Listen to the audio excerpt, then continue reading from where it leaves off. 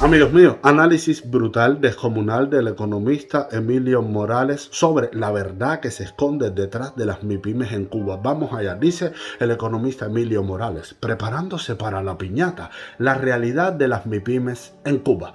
¿Cómo las MIPYMES recolectaron 166 millones de dólares para hacer compras en el exterior si ellas comercializan los productos en pesos? ¿Cómo? Vamos allá. Recientemente, en una intervención en la Asamblea Nacional del Poder Popular, el ministro de Economía y Planificación, Alejandro Gil, afirmó que las importaciones de la forma de gestión no estatal alcanzaron al cierre del mes de abril la cifra de 270 millones de dólares, de las cuales el 61%, 166 millones de dólares, correspondía a las MIPYMES, el 32% correspondían a trabajadores por cuenta propia, 86,4 millones, y el 5,7%, 15,9 millones, a los artistas, cooperativas agropecuarias y no agropecuarias. Según el ministro, para fines de diciembre, las MIPYMES podrían haber importado unos 1.000 millones de dólares. ¿Es eso relevante?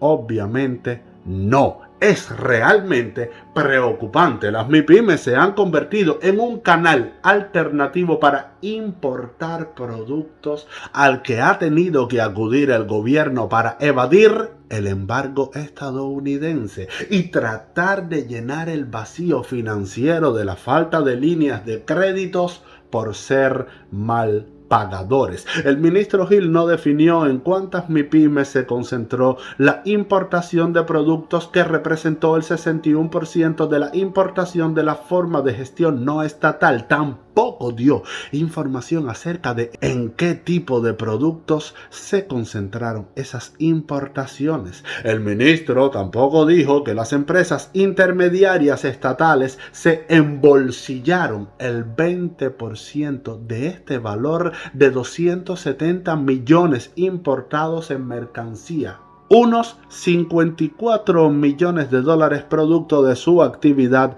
parásita. Por cierto, dinero que fue a parar al Banco Financiero Internacional, a las arcas de Gaesa, que es donde estas empresas importadoras por obligación tienen sus cuentas bancarias. El ministro Gil afirmó que la forma de gestión no estatal exportó solamente productos por valor de 4 millones de dólares. Solo 4. Sin embargo, no dijo que este valor representa el 1,48% del total involucrado en las transacciones realizadas por el sector no estatal para la importación y la exportación de productos. Se supone que las MIPYMES se crearon para poder producir en el país, para sustituir importaciones y eliminar la dependencia externa de importación de productos y alimentos. Obviamente, esto no se está cumpliendo. El país sigue sin producir a pesar de las MIPYMES. ¿Qué es lo que realmente está pasando? Lo que ha pasado es que el régimen cubano ha permitido compartir una ruta de importación controlada que anteriormente estaba en manos de unas pocas empresas estatales, para que algunas MIPYMES puedan importar a través de empresas intermediarias un número determinado de productos, sobre todo alimentos y productos del hogar, que usualmente se importaban para abastecer las tiendas del mercado minorista dolarizado controladas por Gaesa.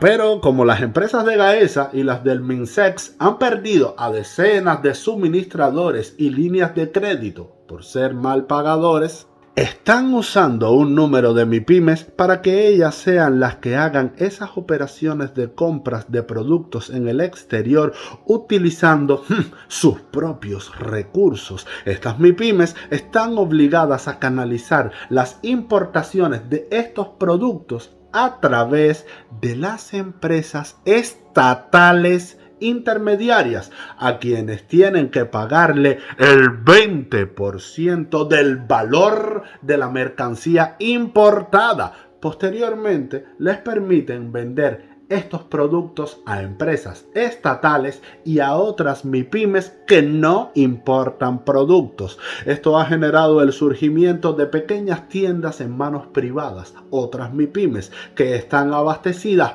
pero con precios impagables para la mayoría de los cubanos, haciendo competencia con las redes minoristas dolarizadas que controla Gaesa. En estas tiendas se puede encontrar un paquete de leche en polvo de 1 kilogramo que cuesta entre 1.800 y 2.000 CUP, un queso Gouda con un precio de 7.800 CUP, una botella de aceite de 750 mililitros con un valor de 850 CUP, un recipiente de 4 litros de helado con un costo de 2.300 CUP y un pequeño paquete de galletas saladas a un precio de 380 CUP, por solo citar algunos ejemplos. Hay que recordar que el salario mínimo en Cuba en el 2023 es de 2.100 pesos, uno de los más bajos de América Latina. Un individuo que gane el salario mínimo tendría que esperar 3,71 meses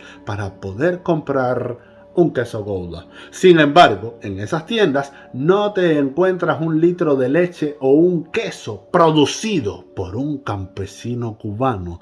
Todos los productos son importados. La propia prensa cubana ha reconocido que las MIPYMES están centradas en la compra en el exterior de bienes finales para después venderlos directamente a la población en el mercado interno, no en la compra de materias primas para incentivar la producción nacional, que fue el objetivo fundamental para el cual fue creada la ley de MIPYMES, según ha declarado el propio ministro Gil. Según el Ministerio de Economía y Planificación, al cierre del 30 de mayo se habían aprobado 8.303 MIPYMES desde que fuera aprobada la ley a finales de septiembre de 2021. De ellas, 52% son reconversiones de negocios preexistentes y 48% son empresas de nueva creación.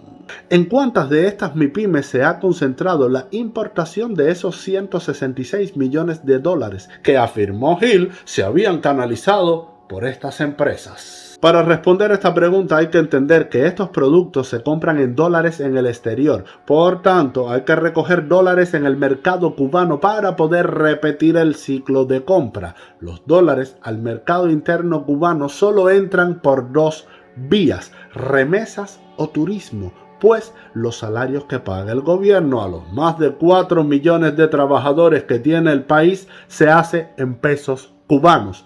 Como sabemos, el turismo que va a Cuba es bien poco y la mayoría es en la modalidad de todo incluido. Por tanto, el dinero que deja en el mercado minorista es muy poco. El 95% de los dólares que se mueven en el mercado minorista dolarizado proviene de las remesas. En estos momentos, alrededor del 80% de las remesas están entrando al país por vías informales. Los que las reciben prefieren que éstas lleguen en dólares a sus manos en vez de a sus tarjetas MLC. Es obvio que el mercado de remesas se comporte de esta manera. Con solo 12 dólares que reciba un ciudadano cubano desde el exterior, estaría superando el valor del salario mínimo que paga el Estado por un mes de trabajo a un simple trabajador. Las MIPYMES venden sus productos en pesos cubanos, por tanto tienen que cambiar en algún momento esos pesos cubanos en dólares para poder comprar en el exterior. Sin embargo, tanto en las casas de cambio conocidas como cadecas como en los bancos solo permiten comprar 100 dólares por persona. Es el límite que ha impuesto el gobierno en el nuevo mercado cambiario. Viendo esta realidad, la práctica nos demuestra que las MIPYMES tienen que acudir al mercado negro para poder obtener los dólares que necesitan para poder comprar en el exterior las mercancías que comercializan en la isla. Ahora, ¿cómo el ministro Gil puede explicar entonces el funcionamiento del flujo de caja de las MIPYMES si el sistema financiero cubano ha puesto un límite de compra de $100 por persona? ¿Cómo las MIPYMES recolectaron $166 millones que usaron para hacer las compras en el exterior en los primeros 4 meses del año si ellas comercializan los productos en pesos cubanos? ¿Cómo movieron los dólares desde Cuba a los mercados en el exterior donde estas MIPYMES compran la mercancía que después tienen que importar para venderla en el mercado cubano? Sin duda, este mecanismo es una gran caja negra al estilo de cómo opera Gaesa. ¿Quiénes son los afortunados emprendedores que pueden tomar ventaja de esta caja negra? ¿En cuántos de ellos se concentran estas operaciones comerciales nada transparentes? Es muy probable que un puñado de astutos emprendedores estén aprovechando la alta demanda de productos que existe en el mercado y estén sacando grandes dividendos en este comercio opaco que trasluce hoy en este fenómeno de MIPYMES cubanas. Sin embargo, ¿hasta cuándo podrán disfrutar de esta oportunidad circunstancial que no está soportada legalmente sobre bases jurídicas sólidas que los protejan en esta práctica comercial poco transparente? Con la escasez de divisa que tiene el gobierno y en particular Gaesa, que en definitiva es quien controla las finanzas del país, ¿alguien cree en su sano juicio que van a dejar que las empresas MIPYMES, supuestamente en manos de ciudadanos no conectados con el régimen, vayan a controlar los pocos dólares que entran al país? Que nadie lo dude. Gaesa ha creado su red de MIPYMES para captar esas remesas que no entran por la ruta digital de las tarjetas MLC creadas por ellos. Fíjense ustedes qué brutal este análisis. ¿Qué se pretende realmente con las MIPYMES? La nueva ley de MIPYMES fue diseñada para redireccionar las empresas estatales, crear una estructura empresarial en su mayoría manejada por oligarcas y personas afines al gobierno con el objetivo de atraer la inversión extranjera y burlar el embargo norteamericano. En otras palabras, es una forma de capitalizar el país en pequeñas y medianas empresas controladas por la oligarquía que hoy detenta el poder en el país. Su desarrollo y crecimiento depende totalmente del Estado, no del resultado de un movimiento de emprendedores libre y espontáneo para generar riquezas. No. Si así fuera, en Cuba hoy existieran decenas de miles de MIPYMES. Sin embargo, después de casi 2 años de aprobada la ley, solo hay 8.303, como mencionamos anteriormente. Si comparamos, por ejemplo, a Cuba con la República Dominicana, vamos a constatar una diferencia abismal. En República Dominicana existen alrededor de 1.5 millones de MIPYMES, pues es un país democrático con un mercado de libre empresa, con libertad de precios, con separación de poderes y donde el gobierno crea leyes flexibles que permiten que florezca el emprendimiento y se pondere la generación de riquezas por parte de los ciudadanos. En Cuba apenas hay 0,55% del total de las MIPYMES que existen en República Dominicana. Estos números corresponden a un país donde no existe la separación de poderes, la economía es centralizada, no existe el mercado de libre empresa, de libertad de precios y donde el sector privado ni siquiera existe. Eufemísticamente, el gobierno lo cataloga como sector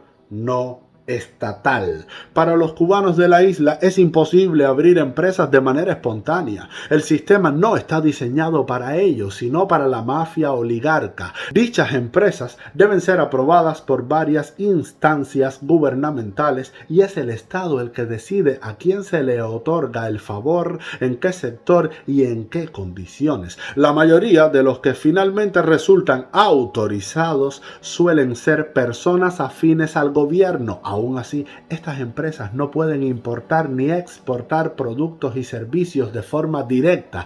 Todas estas empresas, trabajadores por cuenta propia, cooperativas agropecuarias y no agropecuarias y demás actores que se engloban dentro de ese globo que se denomina sector no estatal, no pueden importar ni exportar productos y servicios de forma independiente. Tienen que hacerlo a través de una empresa intermediaria estatal que les cobra el 20% del valor de la transacción, ya sea para importar o para exportar.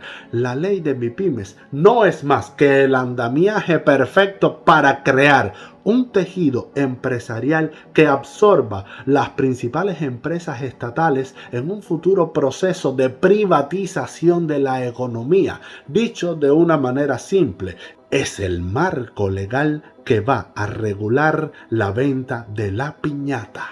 Mientras llega ese momento, tampoco las MIPYMES podrán equipararse al trato que se dispensa al inversionista extranjero. Al cuentapropista emprendedor cubano lo asfixian y aniquilan. Pero tampoco las MIPYMES serán tratadas de forma similar al capital extranjero.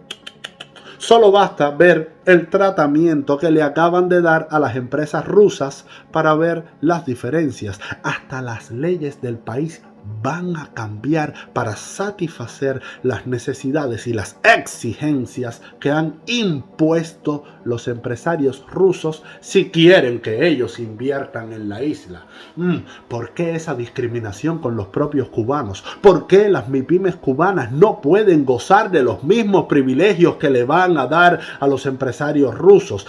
Este es el apartheid que tiene establecido y diseñado el Partido Comunista de la mano de Gaesa para los ciudadanos cubanos. Empresarios cubanoamericanos y norteamericanos tratan de inflar el globo de las MIPYMES. En medio de este circo, en los últimos meses hemos visto cómo el régimen cubano, a través de sus agentes de influencia, han tratado de ponderar y promover un sector privado que en la práctica no existe en la isla, con varios objetivos. 1. Tratar de inducir una ola de concesiones precipitadas de Estados Unidos y la Unión Europea basadas en la falsa premisa de que con ello Cuba se alejaría de sus aliados autocráticos: Rusia, China, Venezuela, Nicaragua, Irán, etc. 2. Evadir el embargo y las sanciones, haciendo creer a OFAC un genuino sector privado en Cuba al que por ley no pueden aplicar sanciones. Número 3. Crear un tejido empresarial supeditado a y bajo el control de la nueva oligarquía a fin de mantener el control económico y financiero del país. En esta estrategia han incluido encuentros entre empresarios norteamericanos y funcionarios del gobierno cubano, como el organizado a finales del mes de octubre de 2022 en el Hotel Nacional de la capital cubana, denominado Fórum Comercial entre Empresarios Norteamericanos. Dicha cita resultó ser mucho ruido y pocas nueces. Más bien sirvió para mostrar públicamente la desesperación del régimen por tratar de encontrar nuevas vías de financiamiento. Estos encuentros ocurrieron en medio del apoyo del régimen cubano a la invasión genocida de Rusia a Ucrania, apoyo que se hizo incondicional posteriormente con el anuncio de Miguel Díaz-Canel de que Cuba iba hacia el modelo ruso a cambio del espaldarazo geopolítico a Rusia. En el paquete que Putin ha ofrecido a Cuba, potencialmente se manejan varios acuerdos que implican una diversidad de negocios que van desde el ensamblaje de autos rusos en la isla, la construcción de una planta de energía solar, inversiones en el sector turístico, el envío de petróleo, acuerdos en la esfera militar y de seguridad, hasta la digitalización de la banca cubana, entre otros. Lo cierto es que el régimen de Cuba no tiene un centavo, ni tampoco está en la capacidad de saldar la deuda que tiene con los rusos. Cuba es un mercado situado a más de 10.000 millas de Rusia y su población es de apenas 10,8 millones de habitantes, con un salario que no rebasan los $12 al mes como promedio. ¿qué podría haber de atractivo en el mercado cubano para los oligarcas rusos? Realmente muy poco o casi nada, máxime cuando Cuba es también un país sancionado que se encuentra en la lista de países que soportan al terrorismo y se le hace muy difícil el tema de las transacciones financieras. Un país que además no cuenta con ninguna industria que produzca bienes a gran escala y que pueda exportar. Ya ni siquiera exporta azúcar, ahora la importa. El ofrecimiento de Putin ha sido con condiciones que implican cambios legislativos en la isla, pues el actual marco legal que soporta las leyes cubanas no satisface las condiciones sobre las cuales los rusos quieren montar sus negocios en la isla. Los rusos quieren garantizar que sus recursos a invertir en el país no se pierdan en la maleza de la burocracia y la ineficiencia castrista, como los más de 115.000 millones de dólares que se esfumaron en la época de la otrora URSS. Tampoco quieren terminar atascados en el cobro de multimillonarias deudas, como la que le perdonó Putin en 2015 por valor de 29.000 millones de dólares. En medio de este acuerdo relámpago con Rusia, un nuevo grupo de empresarios cubanoamericanos y norteamericanos regresaron recientemente a la isla para continuar con el lobby de querer hacer negocios con el sector privado que no existe en Cuba, esta vez encabezados por el titular de la Fundación Hope por Cuba, Jorge Ignacio Fernández, y el vicepresidente de la Asociación de la Industria de Alimentos de Estados Unidos, Max Baum.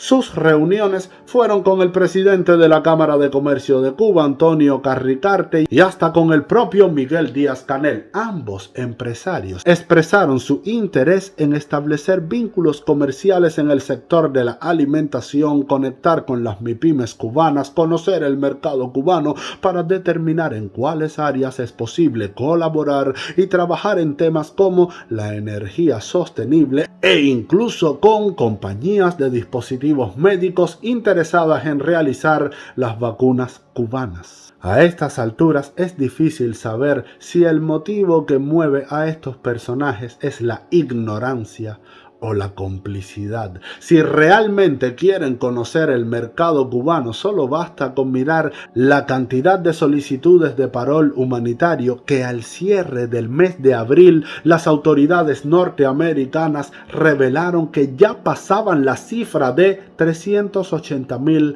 solicitudes. Cada una de esas solicitudes reclama un promedio de 4 personas, lo que significa que el exilio cubano prefiere invertir en sacar de la isla a 1.520.000 personas que invertir en las MIPYMES que supuestamente se permiten tener en la isla. Si sumamos a esta cifra los 450.000 cubanos que se han marchado del país en los últimos 2 años, serían casi 2 millones de cubanos, lo cual representa casi el 20% de la población del país. Estos personajes que hoy cabildean por hacer negocios con un sector privado que no existe en la isla, deberían comprender que si existe un exilio que prefiere y está dispuesto a salvar a 2 millones de cubanos de las garras de la dictadura, financiando su salida del país para garantizar su manutención y ayudarles a construir su futuro en Estados Unidos, antes que invertir en un mercado donde no existe la libertad empresarial, donde se violan los derechos humanos, donde se encarcelan niños y donde se mata de hambre a un pueblo para imponer una estúpida ideología. ¿Cómo sería entonces el papel del exilio ante una Cuba democrática donde se respeten los derechos de los ciudadanos? Sin duda alguna, la reconstrucción del país sería electrizante, soberbia y fastuosa. Con seguridad habría una gran revolución de MIPYMES. No existe otro camino para reconstruir nuestra patria que de la mano de los propios cubanos. Pero Para ello hay que trabajar en la dirección correcta, unir al exilio con el pueblo en la isla, derrocar la dictadura y devolverle la libertad a los cubanos. Amigos míos, y hasta aquí este análisis, pero qué descomunal: geopolítica, realidad, trucos, inventos, las soluciones puestas sobre el tapete, brutal. Emilio Morales, te agradezco mucho este análisis, espero que lo hayan disfrutado, que hayan aprendido y nos vemos en el próximo video. ¡Chao!